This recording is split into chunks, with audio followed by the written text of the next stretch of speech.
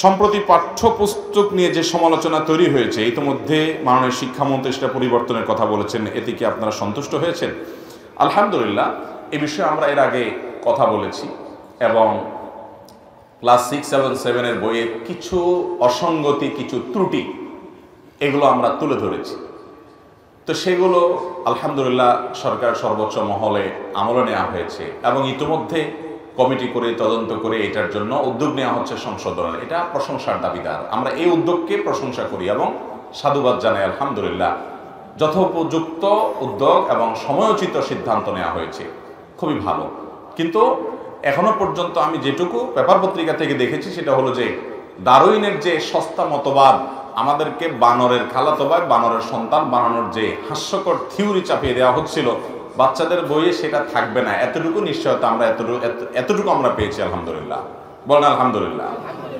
এটাও কম অর্জন না। কিন্তু পর্দাকে তাচ্ছিল্য করে যে 5টা গল্প লেখা হয়েছে এবং মুসলিম শাসকদেরকে যে ছোট করা হয়েছে বইয়ে, এই 2টা মোটা দাগের বিষয়।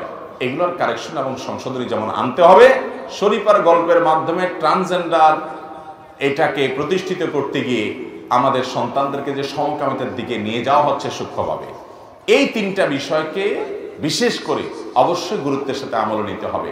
এবং এই জাতীয় আরো যে সমস্ত অসঙ্গতি আছে, আপনারা জানেন তথ্যগত ভুল আছে, নাম পর্যন্ত ভুল লেখা হয়েছে এবং আরো অনেকগুলো অসঙ্গতি, অনেক ত্রুটি আছে, সে সবগুলো তো সংশোধন করবেই। সুনির্দিষ্ট করে উলামা ইকরামের তরফ থেকে আপনার এই যে 5টি গল্প পর্দাকে তাচ্ছিল্য করার জন্য অবরোধ বাসনি থেকে আনা হয়েছে, এগুলোকে রিমুভ করতে হবে। এবং এই বিষয়টা এত স্পর্শকাতর যে এই বিষয়ে উলামা ইকরামের চুপ থাকার কোনো সুযোগ নেই। হৃৎপিণ্ডে হাত দেওয়ার মতো। আমাদের সন্তানরা আমাদের ট্যাক্সের টাকায় কুফুর শিখবে, শিরিক শিখবে, তার মা বোরকা পরে, তার মা পর্দা করে, তার শিক্ষিকা পর্দা করে, তার দাদি পর্দা করে, তার নানি পর্দা করে, তার খালা পর্দা করে।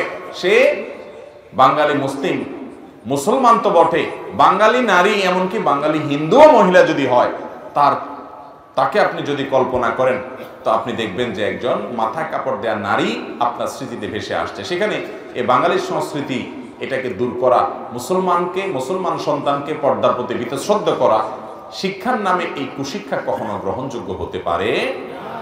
আমরা আশা করব যে ডারউইনের মতবাদের এই তথ্যটা, এই থিওরিটা, এটা যেরকম বাচ্চাদের বই থেকে বাদ দেওয়ার সিদ্ধান্ত নেওয়া হয়েছে, আমরা প্রশংসা করি, আমরা সাধুবাদ জানাই যারা এর জন্য সিদ্ধান্ত গ্রহণ করেছেন। আল্লাহ তাআলা তাদেরকে আজরে আজিম দান করুক, হেদায়েতের দৌলত দান করুক।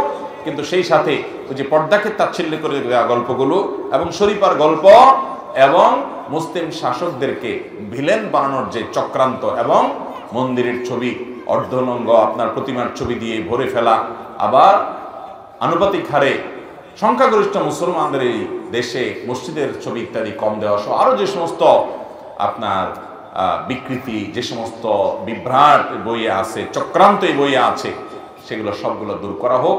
আলহামদুলিল্লাহ, আমাদের এই দেশের মানুষ ধর্মপ্রাণ। হিন্দুরা তাদের ধর্ম পালন করে, মুসলমানরা তাদের ধর্ম পালন করে এবং শান্তিপূর্ণ সহাবস্থানে বিশ্বাস করে। যারা পাঠ্যপুস্তক প্রণয়নের সময় ইচ্ছাপূর্বকভাবে এই সমস্ত ধর্মবিদ্বেষী, এগুলো সকল ধর্মের উপরে আঘাত, ধর্মবিদ্বেষী এই সমস্ত উদ্যোগ গ্রহণ করেছে, তারা এই দেশের শত্রু, এদেশের মানুষের শত্রু।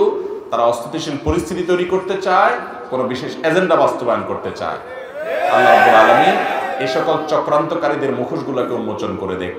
সরকার সর্বোচ্চ মহল তাদেরকে বের করে শাস্তির আওতায় আনবে আমাদের বিশ্বাস। কিন্তু ডারউইনের মতবাদ যারা বাদ দেওয়া হয়েছে, আমরা অন্তঃস্থল থেকে সাধুবাদ জানাই, শুকরিয়া জানাই। সরকারের সময়োচিত সিদ্ধান্ত নিয়েছে, কিন্তু বাকিগুলোরও ব্যবস্থা নিতে আল্লাহ তাআলা সেই তৌফিক সংশ্লিষ্ট সবাইকে দান করুন।